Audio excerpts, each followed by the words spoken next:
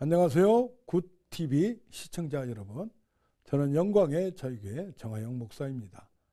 사역의 과정이라는 주제로 말씀 나누겠습니다. 하나님은 사람을 통하여 자신의 사역을 성취하십니다.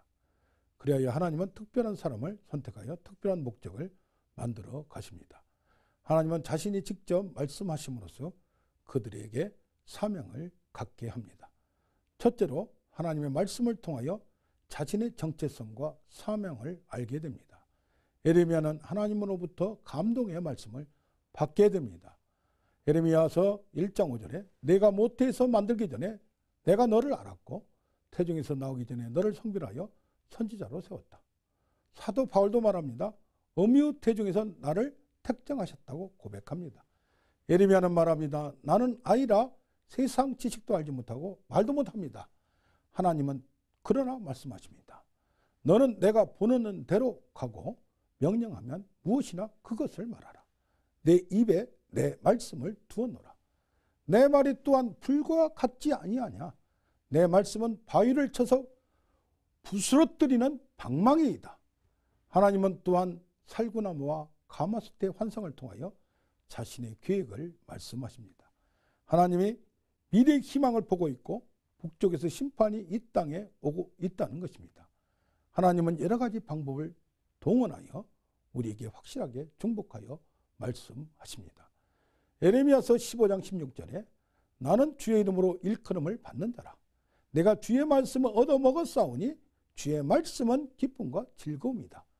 사역을 하기 전에 하나님의 말씀과 성령 충만으로 무장하여야 하는 것입니다. 이때 하나님이 강권적으로 찾아오셔서 모든 것을 내려놓고 사역자가 되도록 만들어 가십니다. 둘째로 사역의 결과에 대한 부진과 변화되지 않는 공동체에 대하여 좌절하기도 합니다.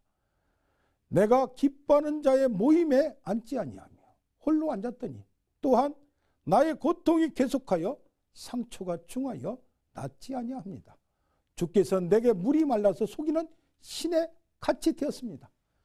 생수의 근원이신 하나님이 내게는 물이 말라서 공급이 되지 않는다는 것입니다.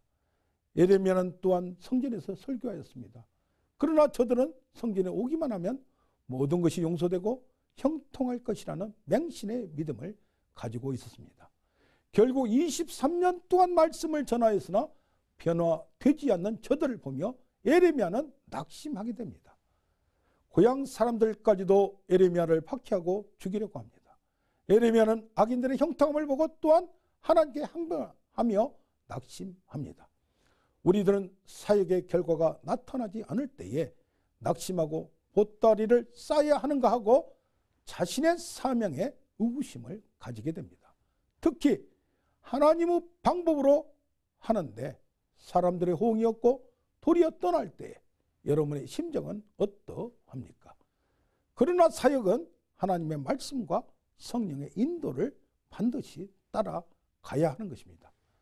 셋째로 사명으로 불타면 내가 너를 대변인으로 사용하며 노성벽같이 끝까지 보호한다고 말씀합니다.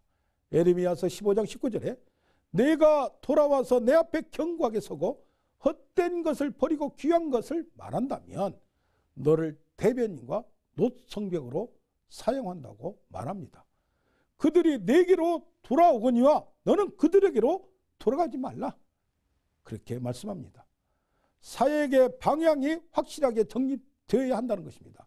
이제는 하나님의 말씀에서 헛된 것, 가벼운 것들을 제거하고 더욱 존귀한 말씀의 비밀을 깨닫고 선포하는 것이 제일 중요합니다. 예레미야는 20장 17절에 또한 말씀합니다. 주께서 은혜 주시고 설득하여 말씀을 선포하였으나 도리어 조롱거리와 치욕과 모욕거리가 되었다고 한탄합니다. 그러나 내가 이제 선포하지 아니하리라 하면 내 마음이 불같는 것 같아서 골수에 사무치니 답답하여 견딜 수 없다고 고백합니다. 결과가 부진하면 어떠합니까? 중요한 것은 말씀과 성령의 불이 활활 내 속에서 타오르고 있느냐가 문제인 것입니다.